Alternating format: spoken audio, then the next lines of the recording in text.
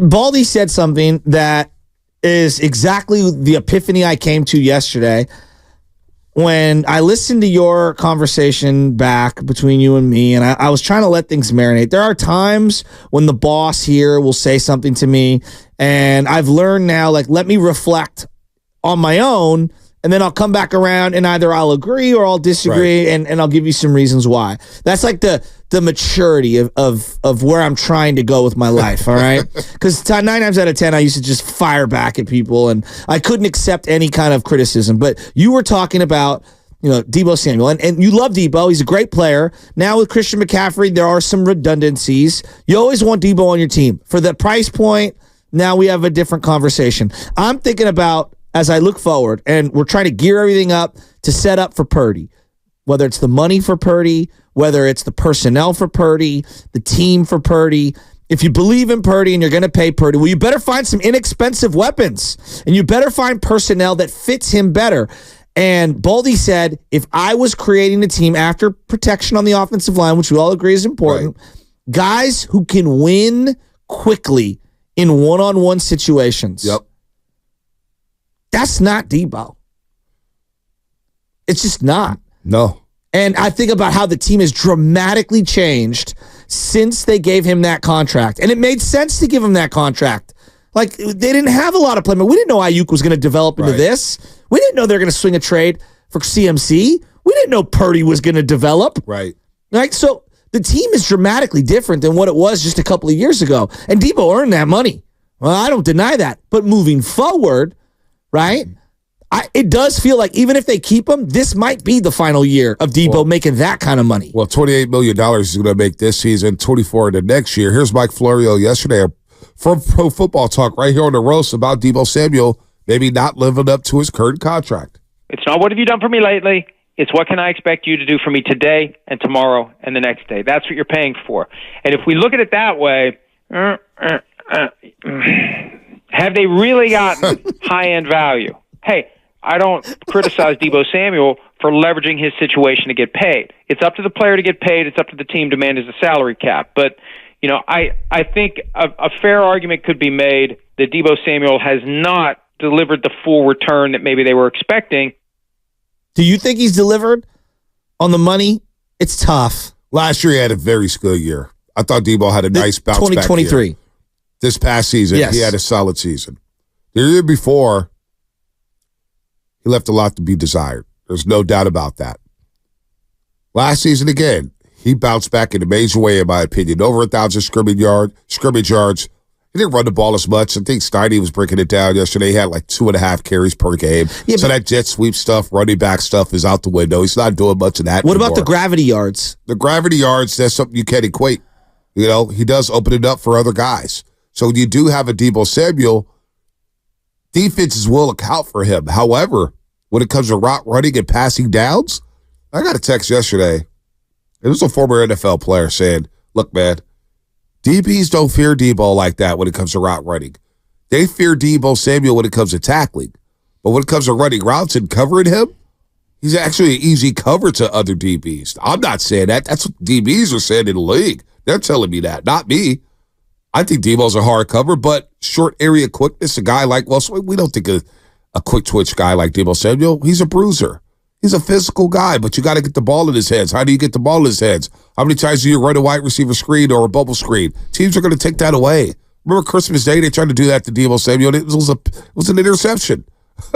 So I need me another guy. This is where the Danny Gray pick hurts. I need another guy who can take the top off the defense, who can win, 3rd and 3. Can he run a quick out route? Can he run a flag route? You need a speedster there, a quick twitch guy. Just imagine if they had a little more speed on this offense. Oh, my Lord. We're talking north of 30 points a game. Just get the ball in his hands. Brock Purdy could do that. Get the ball in his hands. Give me a speedster. Some caller last week called us about DeAnthony Thomas. We're talking about what was it, the most, what subject was that? We're bringing up all the players. College players who are must-watch. Must-watch players. Or just players He brought up this caller brought up DeAnthony Thomas. Now, I don't think DeAnthony Thomas is one of the 15, 20 best players we've seen in college football in the last 5, 10, 15, 20 years. I don't think that highly of him. but the speed that he possesses, why Kansas City took a chance on him. LaMichael James, we think about him. Quick guy. I know he was a running back, but give me a burner. Give me somebody who's quick. And look at the highlights right here. Give me some short area quickness, and that's what Baldy was talking about. It's impossible to compare anyone to this guy. But we were watching those Justin Jefferson highlights because it was on the NFL Network, as Baldy's breaking down, like, winning quickly in one-on-ones. And like Justin Jefferson, Right. it's like comparing any quarterback to Mahomes. But Right. Bonte, those Justin Jefferson highlights are wild. Now, he is a pure wide receiver. He's a superstar, one of the great talents we've ever seen at the game. But if you look at all the college players that are coming out right now, explosion, winning one-on-ones, quick area, short area quickness, all those things, like that's what these guys are bringing to the table. And so they have to add that element, whether they retain Deebo for the season, for 2 seasons, for 3 seasons. They need to add that element to their repertoire offensively. Yeah, that is a mandatory upgrade this offseason. I totally agree with that. Give me some vertical passing game. Give me something else. Give me some juice there offensively on top of what you did last year. Now, it's kind of crazy for us to be talking about offense when you had, 4 guys go over 1,000 yards from scrimmage. That's pretty insane. May have been a record. But you need that little – you need somebody to stretch that team. It was missing against Kansas City. Just think about all their losses, okay? It's been more offense coming up short than defense coming up short. I would say so. Wouldn't you? Like, I'm just saying, throughout the tenure of Shanahan, it's not every game, but like when the season has ended, it has felt like the offense has left a lot to be desired. If I'm contrasting offense versus defense, yeah, I 100% with you. Let's go to David Frisno. Dave, what's happening, man? You're on the roast. Good morning, guys. Thanks for taking my call, man. I just want to chime in on the free agency and the approach. I feel like it's the same approach they've had for a while now. I'm sure the guys they sign, they're fine players, but I feel like they've been like tiptoeing around this opposite edge of Bosa for a long time. You think of the guys that they had, Jordan Willis, Hyder, Turek, Arden Key, Farrell, Epigon, like Gregory. Like, I feel like they just get these stopgap guys, and then every offseason it's like, oh, we need to find a pass rusher opposite Bosa, and then once again, it's the offensive line. I feel like they're going to go scheme over talent because now I know we do have a first-round pick in the first time in a long time, but you can go tackle, offensive line, or obviously now we need a D tackle. So I just feel like, instead of tiptoeing around these two guys, just get one good guy, Daniel Hunter, or see what Devin White is here before. I know that's a different position, but I just feel like they just have the same approach. I think we need to change it up. I know we've been close. I just change it up a little. We need to get impact. We need to get over the hump. And these moves are not tipping us over the top. Everyone's going to get better. We can't just stand pat. Oh, let's just run it back. You need it. It's a brand new season, fresh start for everyone. There's no guaranteed. Oh yeah, we'll just get back there. So let me get something straight here, Dave. You want to see wholesale changes? No, I don't want to see wholesale change. I just want to see stop with this. Stop 1-year deal, guys. Got it. Yeah, just get somebody like I said, Daniel Hunter. We couldn't get Burns, but somebody hey. We can line them up there. We good, and Bosa's good. And now we can. You gotta have money for that, Dave. You gotta have some money for that. And right now, the Niners don't have a lot of money. It's just it is what it is. So the big name players, you're probably not going to fetch those guys. You're just not. You don't have the money. But this is very interesting here, and I want to get your thoughts on this. D. Lou, I love D. Lou's coverage here. I love the way he chats. He's professional the way he does it. It's because they can't. He's talking about the Niners offense. They can't beat one-on-one coverage. Man coverage shuts the Niners down. Now, think about that. Because Kansas City basically went to man after the first couple drives. Spags said, we're going man. And they shut the Niners down when it came to man defense. Cleveland shut the Niners down when it came to man defense. Teams that have slowed the Niners play man defense. Why can't they beat man defense? So Shanahan is a play caller. Brock is a quarterback. Christian McCaffrey is a running back. Deebo, Ayuk, and Kittle's are wide receivers here. They can't beat man. They do struggle against man. D. Lou makes a good point there. you would think that they could beat man defense with all the schemes and all the offensive philosophy that Shanahan has. Yet they do struggle against man. D-Lou's kind of onto something here. Well, there's a personnel question regarding the wide receivers that they choose. And then there's also how they've built their team. How many of their run blocking linemen are above average pass blocking linemen? Yeah, not many.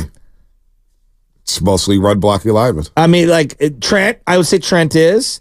Aaron Banks is coming into his own at that. Jake Brendel was surprisingly good. That's not where Burford is going to excel. No. And that's not where Colt McKivitz nor Mike McGlinchey were excelling. So when you have, let's say 40% of your offensive line at minimum that is underwhelming at those areas, these elite defensive lines, this is the era of defensive linemen, they're going to attack that, and they're going to make it very, very difficult. So you couple that porous offensive line play in pass protection with guys that take a little longer, like Jennings. Juwan Jennings is a great example. Juwan Jennings is a productive player. He's not going to kill you with quickness immediately. No. So when there's a hot read or something like that, and you don't have the perfect read dialed up for that, and you have to go downfield to get open, you just don't have enough time to hold on to the ball as the quarterback for that guy to get his break open. So we could blame Shanahan's play calling. To me, it's more philosophically how he's built the team that the problem is. I mean, it's not a problem. It's just, it's kind of, they want to be a run blocking team, and I get it. That's where I keep coming back to philosophical changes. I think they need to pass more and be a more pass protection team as opposed to a heavy run game team with all the sweeps and the motions, and you have all of the guys who are getting out, at least guards. Movement is very important. Yeah. You know what I'm talking about? Where these guards are coming across the formation in the run game. I'd like to see them be able to back up more. Well, if they do that to drop back passing game, you're going to need new personnel. They're going to need some changes here. Yes. And I'm not sure they have the wiggle room to make those changes. They don't have the money to make those changes. If you're trading guys and you're trying to move off of money, then maybe that's the avenue you go. Maybe that's the route you go to doing that. But when I think about that, I was just thinking about the Super Bowl and the Cleveland game, where they both played man all day long. And when we think about some of the big losses, again, we touched on this before the playoffs, actually. We had this conversation. All the big games, Super Bowl 54, what did Chiefs do? They went man, they blitzed, they shut down the Niners offense. Shut them down, right? Especially when it mattered. 2021, the NFC title game, LA Rams. What did they do? Looked like a same play Kansas City ran. 8-9 in the box. Yes. Eric Weddle played in the box. They shut down the run game and dared the 49ers pass. Now you can blame the quarterback if you want. Jimmy Garoppolo making downfield passes. We saw on the third play from scrimmage for the 49ers offensively, he overshot George Kittle, which would have been a touchdown. So maybe he just didn't have a quarterback to do that.